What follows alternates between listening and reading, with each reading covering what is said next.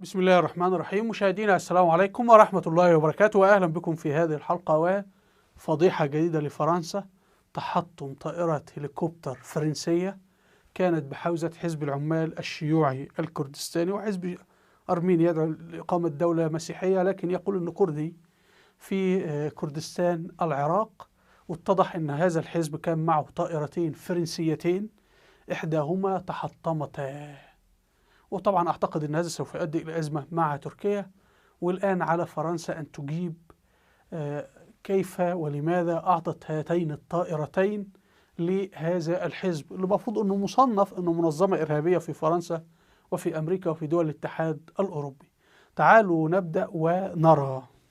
نبدأ حضراتكم من هذا الفيديو لحظة تحطم إحدى الطائرتين وانفجار الذخيرة والمتفجرات التي كانت تنقلها بين الجبال في كردستان العراق.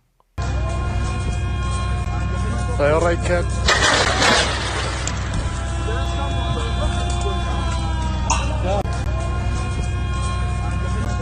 كانت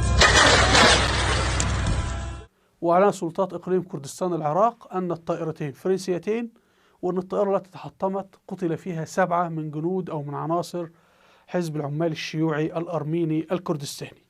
هنا حضراتكم في موقع كردستان 24 مكافحة الإرهاب، جهاز مكافحة الإرهاب في كردستان العراق.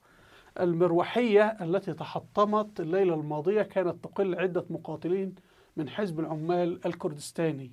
في تفاصيل الخبر: لقي 7 أشخاص، 7 قتلوا الحمد لله، بينهم 4 رجال و3 سيدات مصرعهم إثر تحطم مروحية عسكرية في قرية بيركاتي ببلدة شمانكي بمديرية أميدي بمحافظة دهوك الليلة الماضية. وتتراوح أعمار القتلى بين 25 و24 عاما، وتبدو جثث لجنود وشعرهم يشبه أجساد الرياضيين، طبعا لأنه مقاتلين يعني في مناطق جبلية. هنا حضراتكم جسم الجريمة على فرنسا. البيانات: الطائرة اللي حطمت، في طائرة أخرى لم تحطم لكن هنجد اسم الطائرة يوروكوبتر، وهنا البيانات الخاصة بالموتور أو غيرها، والله ما أفهم في الطائرات يعني. وهنا أيضا واضح أن حكومة أربيل يعني بتلبس فرنسا في الحيطة. وهنا حضراتكم البيانات الخاصة بالموتور والتصنيع وكل شيء. طبعا فرنسا إما أن هي سلمت هذه الطائرة بنفسها أو سلمتها من خلال وسيط.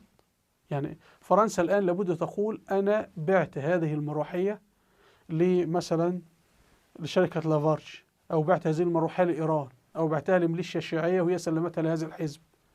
يعني فرنسا الآن مطالبة تفصح كيف وصلت هذه المروحية ومن يعطي بنزين لهذه المروحية، لأنه يعني البنزين الطائرات غير موجود في الشارع، ولن نجده في البنزينة بجوار المنزل الخاصة بالسيارة يعني. ومن يقوم بصيانتها، يعني لما تعطل هذه الطائرات، وخاصة أنها تعمل في مناطق جبلية وعرة وصعبة، وهم الحزب العمال في المكان، لأن هناك شركة بترول، والطائرة تحطمت على بعد 50 متر. فطبعا هل لديهم أكثر من طائرة؟ ربما، لكن هذا ما يتضح. انظروا، فرنسا وهذه الدول تأتي لتقتلنا في بلادنا وتقسم بلادنا، ثم يزعمون بعد ذلك نحن نريد حياة الإنسان والكلام الفاضي ده. هنا أيضا فيديو للأهالي لحظة مشاهدتهم سقوط الطائرة. يا ربي خدت هليكوبتر بهليكوبترك هليكوبترك يا تركاك. وهنا حضراتكم أحد موظفي شركة البترول وهو يعاين حطام الطائرة. هنا حضراتكم في موقع كردستان 24 بيان حكومة أربيل. اتصلت حكومة إقليم كردستان بالحكومة العراقية وقوات التحالف اللي هي أمريكا، يعني لأن أمريكا طبعا لها قوات في هذه المنطقة، والحكومة التركية بشأن الحادث، لكنهم أجابوا بأن المروحية لا تنتمي إليهم، ما تتبعهمش كلهم. وقال البيان أن القوات الأمنية فتحت تحقيقا في الحادث، وكشفت التحقيقات الأولية بقى انظر أن المروحية من طراز يوروكوبتر AS 350، ودي طائرة فرنسية الصنع، ونشروا البيانات. طبعا أنا أعتقد أن سلطات إقليم كردستان العراق لا تستطيع أن تصدر هذه البيانات نوع المروحية وتنشر هذا إلا بالعرض على الأمريكان. فواضح طبعا أنه أمريكا بتكسر فرنسا في أكثر من مكان. واحنا لا ننسى الشهور الماضية انه صدر حكم من القضاء الامريكي بفرض عقوبات على شركة لافارجي الاسمنت، لان هي كانت بتمول داعش. يعني فرنسا يقول لك الارهاب، الكباب، مش عارف ايه، المسلمون الوحشون طب ما انت بتمولوا داعش. يعني فرنسا كانت تمول قتل المسلمين، لان داعش كانت بتقتل في مين؟ في المسلمين، وبتفجر في المسلمين. ويعني المهم، ففرنسا كانت تمول داعش من خلال شركة لافارج. وبعد ذلك الامريكان قالوا لها تعالي بقى. طيب الامريكان لماذا صمتوا كل هذه السنوات؟ يورطونها.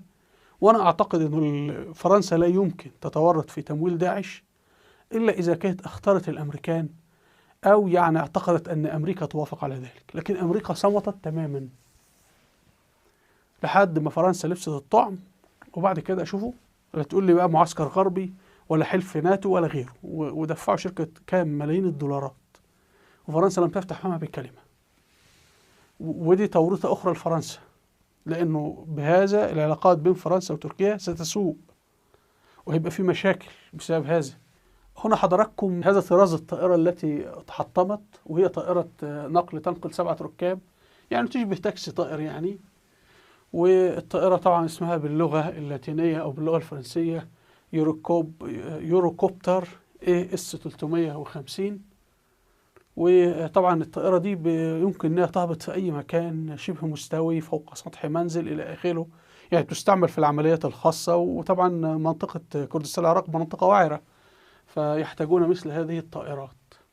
أخيرا أعتقد سيكون هناك هذه الحادثة تأثير وتداعيات على العلاقة بين تركيا وبين فرنسا. وأعتقد أن الرئيس التركي أردوغان لن يفوت مثل هذا الحدث. طبعا هو أصلا أردوغان وتركيا عارفة أنه أمريكا وفرنسا وهذه الدول هي التي تمول هذا الحزب الشيوعي الأرميني، وأن هدفهم إقامة دولة أرمينية. كان حلمهم حلم أرمينيا الكبرى، ولكن الجيش العثماني أفشله يعني، فتمخض عن أرمينيا الصغرى. ولكن أعتقد أنهم سيستغلون هذا الحدث، وربما تجري بقى مفاوضات أو تفاهمات تحت الترابيزة وغير ذلك من الأمور. أرجو مشاهدينا أن تكون الأمور قد وضحت. وفي الختام هنا كتاب مذابح الأرمن ضد المسلمين الأكراد، يعني يحدثك عن مذبحة الأرمن، لكن لا أحد يحدثك عن مذبحة الأكراد، الميليشيات الشيوعية الأرمنية التي ذبحت المسلمين الأكراد في الحرب العالمية الأولى.